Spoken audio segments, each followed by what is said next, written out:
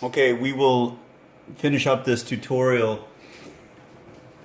I will look for the peak moment in the positive area now. Somewhere on this ray it looks good. This is not totally general. It will only be valid for this ray.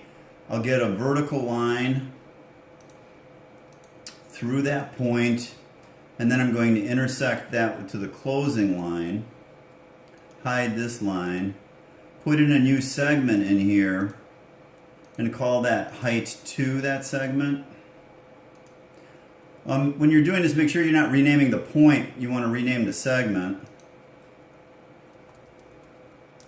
Okay. And this is only, excuse me, only valid for this region in here, but it's good enough for us. The M peak positive will be height 2 times H force times the force scale. Let's take a look at that. That's in foot-pounds. And I could put that over here with what we call dynamic text. M peak positive is, and then look for it in the objects. It's dynamic, so it's in here somewhere. And then you could add foot-pounds just to remind yourself. So if we were to design the beam, which you're going to do right away, you would design the entire beam for 43,000 times 12 inch-pounds. But it's worth checking these other numbers. The funny thing is that I slightly overkilled this.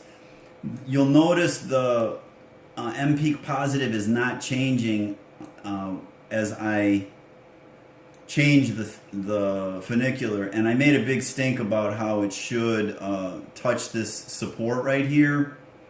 For vertical loads, that's not strictly true. For frames, it is true. So you don't have to do that. I'll tell you in class.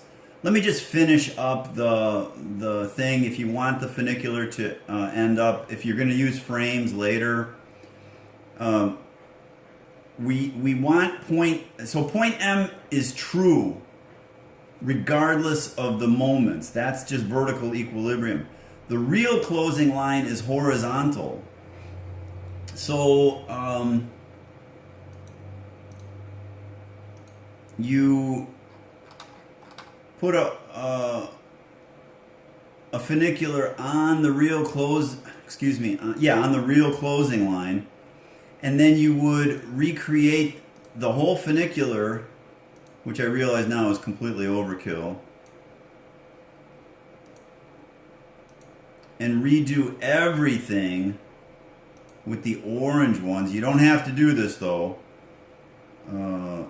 And if you did that, as I did in the handout, it would start and end at the supports.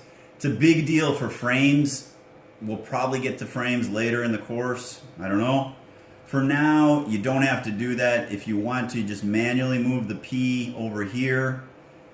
But you don't even have to do that because the moments are not changing because of the verticality of the loads.